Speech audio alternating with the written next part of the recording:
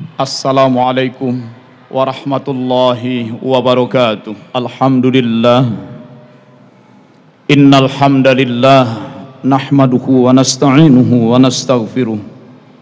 Wa na'udzu billahi min syururi anfusina wa min sayyiati a'malina. May yahdihillahu fala mudhillalah wa may yudlil fala hadiyalah. Asyhadu an la ilaha illallah wahdahu la syarikalah. Wa asyhadu anna Muhammadan abduhu wa rasuluhu la nabiyya ba'dah. Allahumma salli wa sallim wa barik alaihi.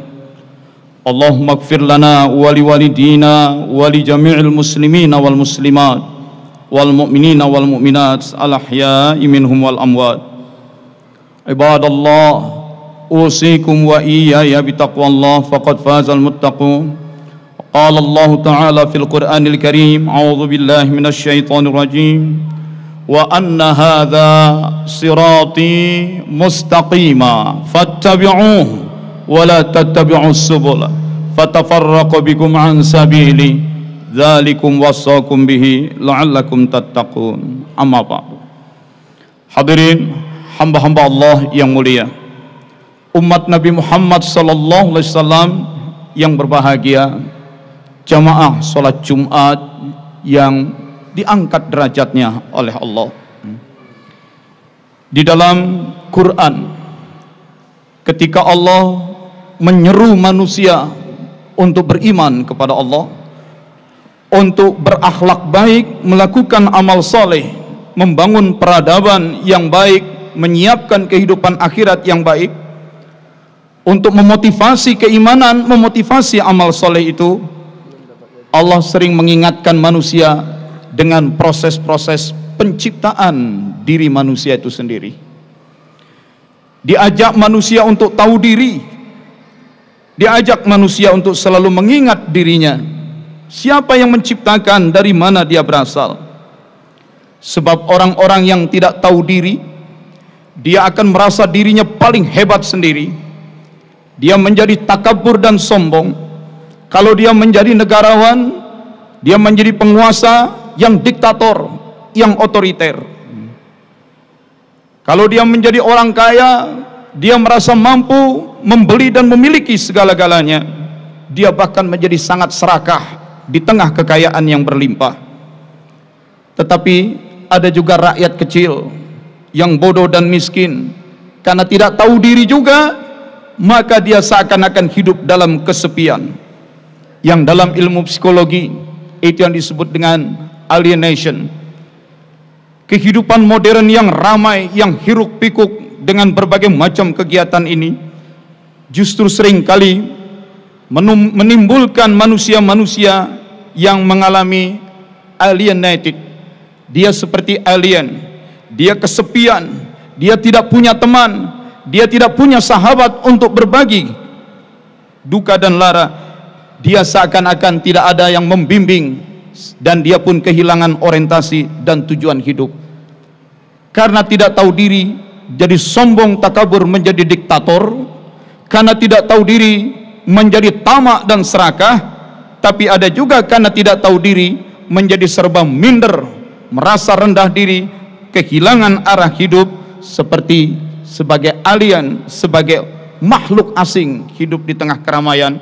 Dan dia pun akhirnya stres sendiri. Di antara ayat-ayat Allah yang mengingatkan kita tentang proses penciptaan diri kita adalah surat Az-Zumar, surat 39 ayat 6. Nanti akan dibacakan oleh imam kita. Di ayat 6 itu Allah berfirman, A'udzubillahi minasyaitonir rajim. Khalaqakum min nafsin wahidah. Khalaqakum, dia yang telah mencipta kamu. Min, dari.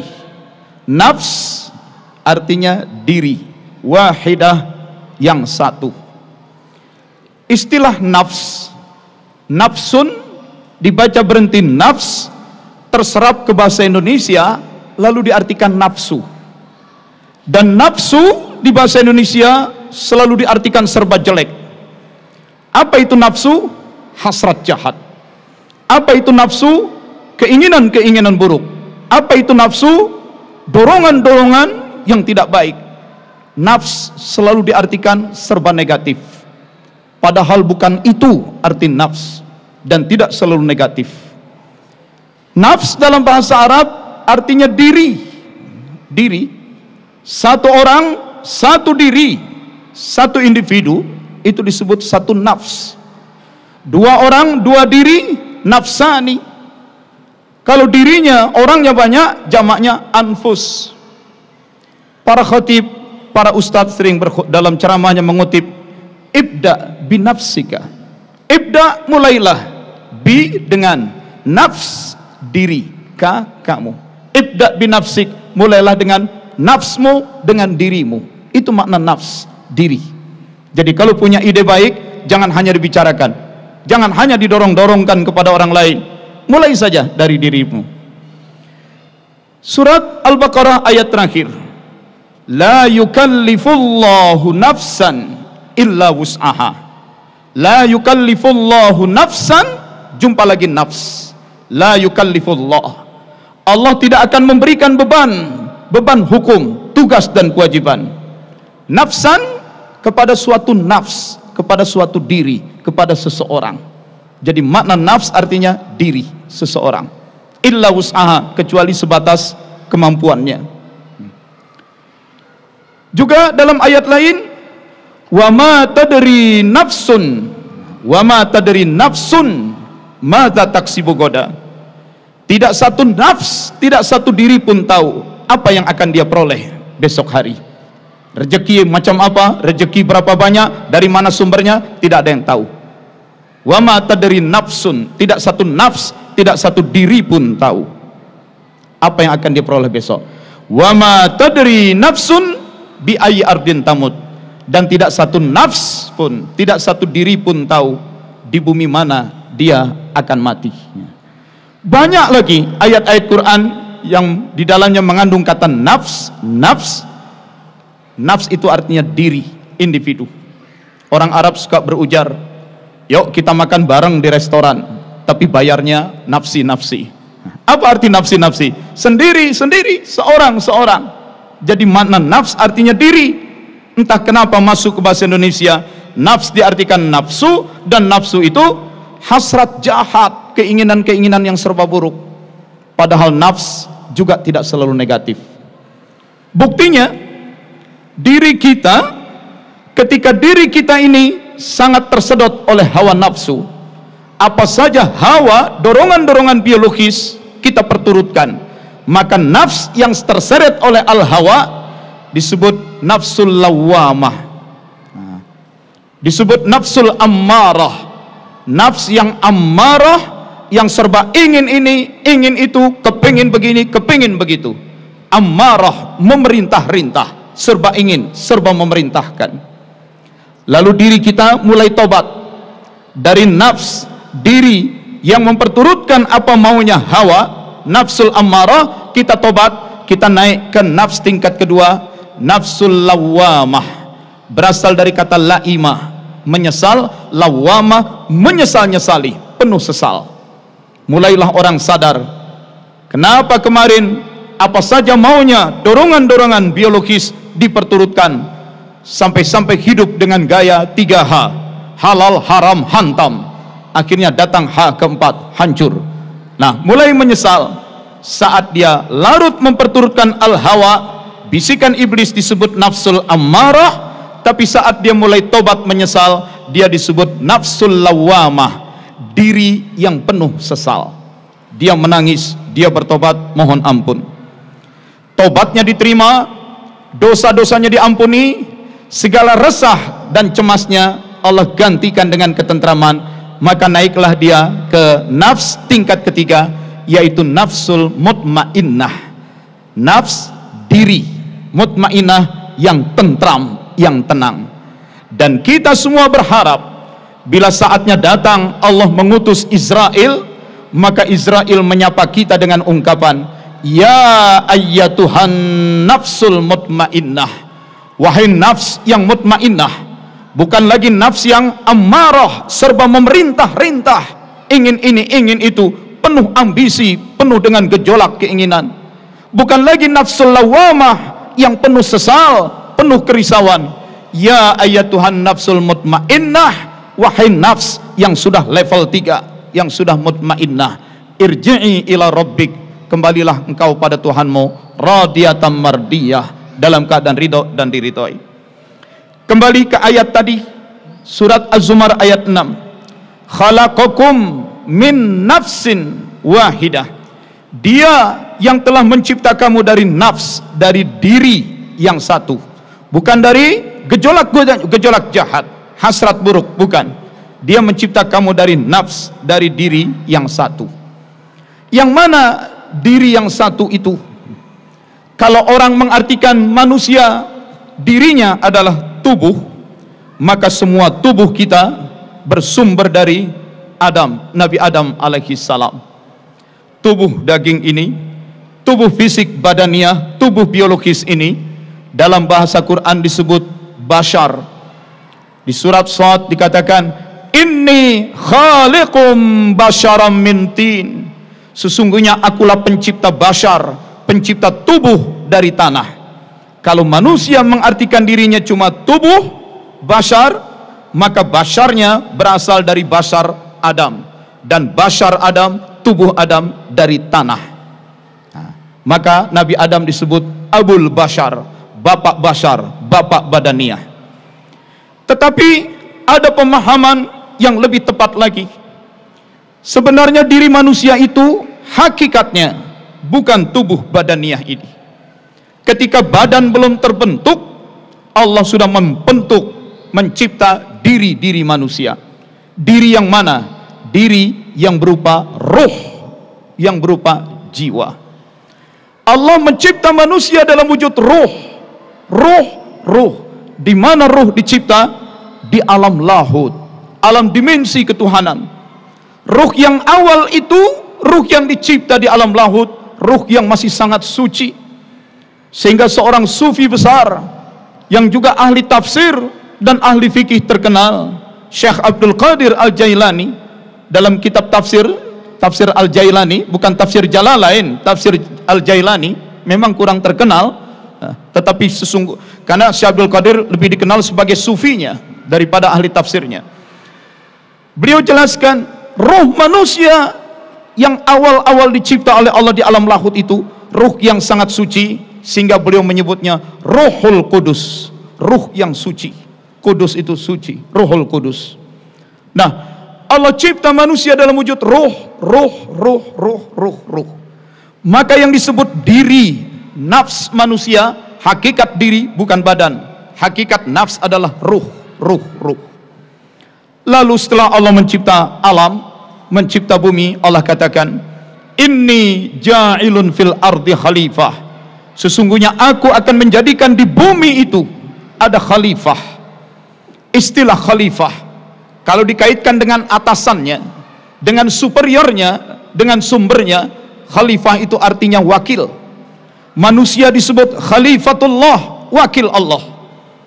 Abu Bakar, Umar, Utsman, Sayyidina Ali disebut khalifatul Rasul, wakil Rasul, penerus Rasul setelah Rasul wafat. Jadi khalifah dikaitkan dengan asal, dengan superiornya, dengan yang kedudukannya lebih tinggi. Khalifah itu artinya wakil. Manusia khalifatullah, wakil Allah. Abu Bakar, Umar, Utsman khalifatul Rasul, wakil Rasul, pengganti penerus Rasul. Tapi istilah khalifah dikaitkan dengan bawahannya, dengan objeknya, dengan inferiornya. Khalifah itu artinya adalah penguasa. Manusia dijadikan sebagai khalifah di bumi. Wa huwallazi ja'alakum khalaifal ard, dan dialah yang menjadikan kamu sebagai khalifah bumi, penguasa bumi. Maka sering disebut manusia itu adalah khalifatullah fil ard, wakil Allah untuk menjadi penguasa di bumi. Nah, diri manusia makhluk ruhaniyah, diri yang berwujud ruh. Tapi Allah ingin hadirkan manusia itu di muka bumi sebagai khalifatullah, wakil Allah, sekaligus sebagai khalaifal ard, khalifah bumi, penguasa bumi. Maka diri manusia yang ruh secara bergiliran, bergantian diturunkan dari alam lahut, hadir ke muka bumi seperti kita saat ini, dimasukkan ke dalam badan, dimasukkan ke dalam bashar. Mengapa perlu bashar? Mengapa perlu badan? Karena manusia dihadirkan ke muka bumi untuk menjadi wakil Allah dan penguasa bumi, pemelihara bumi. Bagaimana manusia menjalankan tugasnya sebagai pemelihara alam, sebagai pengurus bumi? Bagaimana kalau alam mengalami banjir? Bagaimana kalau alam mengalami kerusakan? Manusia harus bertugas memeliharanya. Manusia kadang harus menggali tanah, membuat bendungan, membuat saluran air untuk mencegah banjir dan longsor. Kalau manusia dihadirkan ke muka bumi dalam wujud roh saja, bagaimana roh menggali tanah? Bagaimana roh membuat bendungan untuk memelihara kehidupan di muka bumi? Sulit. Maka manusia yang roh itu dihadirkan ke muka bumi, dimasukkan ke dalam bashar. Tubuh ini, bashar, hanya cangkang, wadah, casing. Yang diri manusia yang hakiki, diri yang berwujud ruh, manusia rohaniah ini hadir di dalam bashar. Dan kemudian Allah cipta bashar kedua, Siti Hawa. Dan Adam dan Hawa, dua bashar kawin, terbentuklah bashar. Allah turunkan lagi roh lain, roh lain, roh lain. Bashar terus turun temurun, roh lain diturunkan, roh lain diturunkan.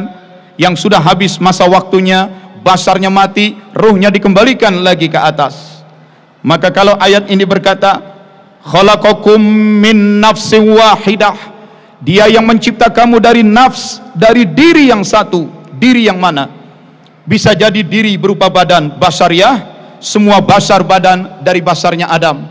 Tapi bisa jadi yang hakiki, diri manusia adalah ruh, dan dari ruh itulah masuk ke dalam bashar. Pertanyaannya, siapa ruh yang paling pertama?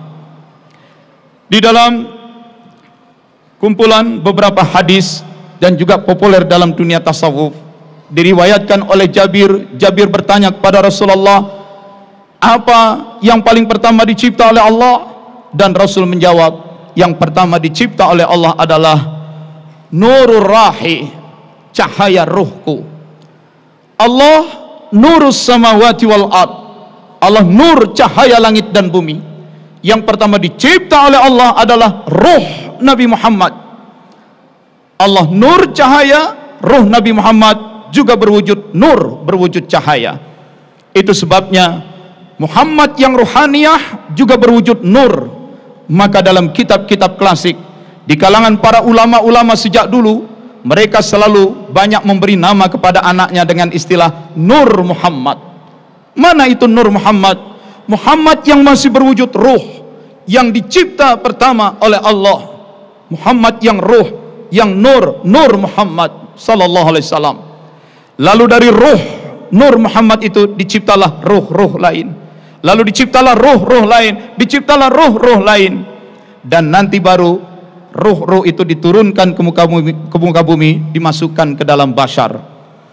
Ruh yang pertama dicipta ruh Muhammad, tapi ruh yang pertama diturunkan ke muka bumi, dimasukkan ke dalam badan adalah ruh Adam alaihi salam. Dari bashar, dari tubuhnya Adam tercipta bashar-bashar, tubuh-tubuh lain. Maka Nabi Adam, dalam kitab-kitab akidah, Nabi Adam disebut Abul Bashar, bapak bashar, bapak badan. Tapi Nabi Muhammad SAW, dari ruh Nabi Muhammad dicipta ruh-ruh lain. Nabi Muhammad disebut Abul Insan, bapak insan. Bapak manusia itu adalah Adam, Nabi Muhammad SAW. Nanti sejarah berjalan, setelah basharnya Adam turun temurun bashar-bashar lain, ruh lain diturunkan.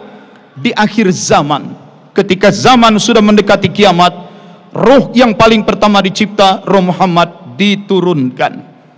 Ruh Muhammad turun ke muka bumi, dimasukkan ke dalam bashar. Dan beliau katakan, jarak antara aku diutus dengan terjadinya kiamat, itu jaraknya kahataini, kata Nabi, sambil menunjukkan dua jari telunjuk dan tengahnya. Kahataini, jarak antara zaman aku diutus ke muka bumi dengan terjadinya kiamat bagaikan dua jari ini. Begitu dekat antara zaman Nabi dengan kiamat. Yang hadis lain, dalam hadis lain beliau katakan, jarak antara aku diutus dengan kiamat bagaikan jarak antara asar dengan maghrib. Sementara jarak kehadiran Nabi Muhammad sudah 1400 tahun lalu, maka semakin dekatlah zaman kita sekarang ini dengan kiamat. Nabi Muhammad SAW diutus, dan diutus ke muka bumi karena memang ruhnya ruh yang paling sempurna. Ketika Nabi Muhammad hadir di muka bumi, kesempurnaan tetap mengiringi beliau. Antara lain, kita masih ingat dalam peristiwa Isra Mi'raj. Dalam peristiwa Isra Mi'raj, Rasulullah berkata, aku dijemput oleh Jibril, berjalan, disuruh turun, salat, itu namanya taibah. Jalan lagi dengan burak, turun, salat lagi, itu namanya Tur Sina, tempat Nabi Musa. Jalan lagi, disuruh turun lagi, dan itu namanya Bethlehem, Baitul Laham, Bethlehem. Dan kemudian dari Bethlehem aku berjalan, summa dakhaltu Baitul Maqdis atau Baitul Muqaddas. Lalu aku masuk ke Baitul Maqdis atau Baitul Muqaddas. Begitu aku masuk ke Baitul Maqdis, fajama'a li al-anbiya, datanglah nabi-nabi lain bergabung dengan aku. Bukankah di zaman Nabi Muhammad hidup di muka bumi, nabi-nabi lain, nabi-nabi sebelumnya sudah pada mati? Yang mati badannya, basarnya, tetapi roh para nabi, arwah para nabi tidak mati. Dan ketika Nabi Muhammad masuk ke Baitul Maqdis, datanglah bergabung denganku para nabi lain, yang datang adalah arwah para nabi. Fa'ammahum fi mahallatihim, dan di Baitul Maqdis kami solat, aku mengimami mereka. Kenapa Nabi Muhammad yang menjadi imam? Kenapa bukan nabi-nabi lain yang senior yang menjadi imam? Nanti dulu, senior dalam arti apa? Kalau senior dalam arti kehadiran di muka bumi, nabi-nabi lain senior, hadir di muka bumi lebih dulu dari Nabi Muhammad. Tetapi dilihat di alam lahut, dalam proses penciptaan ruh siapa yang paling pertama? Ruh Nabi Muhammad. Ruh yang lain-lain, nabi-nabi lain di bawahnya. Maka yang senior justru ruh Nabi Muhammad. Itu sebabnya di Baitul Maqdis salat, tidak ada yang berani maju menjadi imam, dan Muhammad sallallahu alaihi wasallam, Nabi Muhammad yang menjadi imam, ruh para nabi lain menjadi makmum. Karena Muhammad turun ke bumi belakangan, tetapi ruhnya tercipta paling awal. Itulah Nur Muhammad. Setelah sholat di Baitul Maqdis, kata Nabi dalam hadisnya yang panjang, lalu Jibril membawaku naik ke langit. Di langit pertama ku jumpai Nabi Adam, langit kedua ku jumpai Nabi Yahya dan Isa, langit ketiga, langit keempat ada Nabi Musa, kelima ada Nabi Idris, lima ada Nabi Harun, enam ada Nabi Musa, tujuh Nabi Ibrahim. Jadi rupanya di alam sana arwah para nabi pun menempati jenjang tempat yang bertingkat-tingkat, tidak sama semuanya. Dan siapakah yang paling bisa tembus ke Sidratil Muntaha? Hanya Nabi Muhammad SAW. Jadi memang ruh Nabi Muhammad, ruh yang paling mulia. Beliau mulia sejak penciptaan ruhnya. Kembali ke ayat tadi, khalaqakum min nafsi wahidah, dia mencipta kamu dari nafs, dari diri yang satu. Diri yang mana? Secara badan, basariah, basar pertama adalah Adam, tapi secara ruhaniyah, ruh pertama, insan pertama adalah Nabi Muhammad SAW. Dan Nabi Muhammad disebut Abul Insan, Nabi Adam disebut Abul Bashar. Saudara sekalian, summa ja'ala minha zawjaha wa ansala lakum minal an'ami samatiyata azwaj. Setelah manusia dihadirkan ke muka bumi, dicipta berpasang-pasangan, diberikan binatang-binatang ternak sebagai bahan makanan sekaligus alat angkut dan alat produksi. Yakhluqukum fi butuni ummahatikum, dia mencipta kamu di dalam perut ibumu, khalqan min ba'di khalqan, penciptaan demi penciptaan bertahap-tahap, fi zulumatin salas, di dalam tiga kegelapan. Apa itu tiga kegelapan?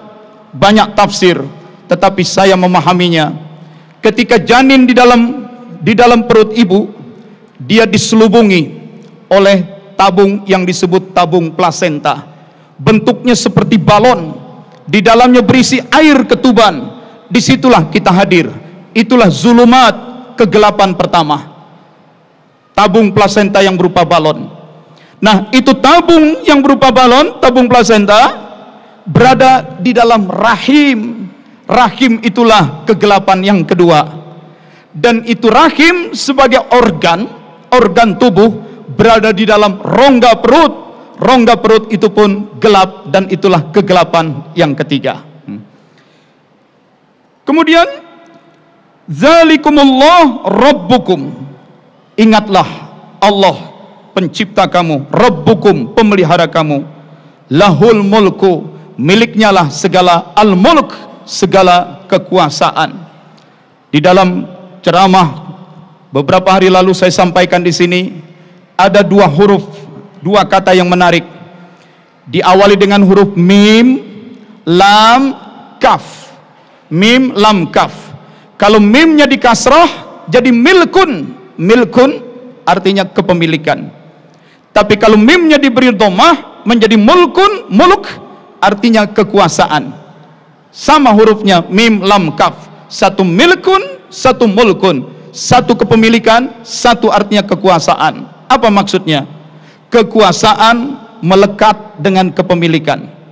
Hanya mereka yang memilikilah, mereka pula yang berkuasa. Ditekankan pada ayat ini, lahul mulku, milik Allah segala mulk, segala kekuasaan. Tabarakalladzi biyadihil mulku, maha suci Allah, maha tinggi Allah, yang di tangannya terletak segala mulk, segala kekuasaan. Kenapa Allah pemegang kekuasaan? Allah memiliki mulk karena semua yang ada di alam termasuk diri kita adalah milkun, miliknya Allah. Hati-hati, jangan pernah mengakui sebagai milik kita dan merasa berkuasa atas apa yang kita anggap milik. Sebab kalau tubuh ini kita anggap milik kita, harta kita anggap milik kita, jabatan kita anggap milik kita, keluarga, anak, rumah, tanah kita anggap milik kita, dan kita merasa berkuasa, siap-siaplah untuk stres. Stres dalam mengatur, memeliharanya. Stres pula ketika semua yang kita anggap milik itu tersingkir dari kita. Tapi mereka yang menyadari betul lahul mulku, semua ini milik Allah, maka biarlah Allah yang mengurus, biarlah Allah yang memelihara. Ketika kita sadar diri kita milik Allah dan kita sadar kita diurus oleh Allah, kita tinggal menikmati bagaimana sempurnanya Allah mengurus kita, memelihara, maka kita tidak akan menjadi stres. Demikianlah surat Az-Zumar ayat 6 yang dengan proses penciptaan itu Allah menutupnya. Mengapa kamu kemudian sampai berpaling kepada Allah? Fa anna tusrafun, lalu kamu mau lari kemana? Kamu itu milik Allah, di bawah mulk kekuasaan Allah, kamu mau lari kemana? Dan kalau kamu coba lepas dari Allah, kau merasa memiliki dirimu, kau miliki harta kekayaan, kau merasa memiliki jabatan, siap-siap kau hancur sendiri, kau akan stres sendiri. Kembalilah menjadi milik Allah, sadari kita milik Allah, biar berada di dalam mulkun, di dalam kekuasaan Allah, maka kita akan merasakan nikmat bahagia, semua diurus dan diatur oleh Allah. Barakallahu li walakum, semoga Allah memberikan keberkahan pada saya dan anda semua. Wa nafa'ana minal ayatil Qur'an wa zikril hakim, semoga Allah memberikan kemanfaatan dari ayat-ayat Quran yang kita kaji bersama. Fastaghfiruh innahu huwal ghafurur rahim. Alhamdulillah rabbil alamin. Assalatu wassalamu ala rasulihil karim wa ala alihi wa sahbihi ajma'in wa man tabi'ahum bi ihsanin ila yaumiddin. Amin. Alhamdulillah, assalatu wassalamu ala rasulillah. Allahumma ighfir lana wa li walidina wa li jami'il muslimina wal muslimat wal mu'minina wal mu'minat al ahya'i minhum wal amwat. Allahumma ya qadiyal hajat, Allahumma ya kafiyal muhimmat, Allahumma ya dafi'al baliyat, Allahumma ya rafi'ad darajat, Allahumma ya syafiyal amrad, Allahumma ya mujibad da'wat, Allahumma ya arhamar rahimin, irhamna irhamna irhamna ya rabbal alamin. Rabbana iftah bainana wa baina qaumina bil haqqi wa anta khairul fatihin. Rabbana anzilna munzalan mubarakan wa anta khairul munzilin. Wa'tasimu bihablillah.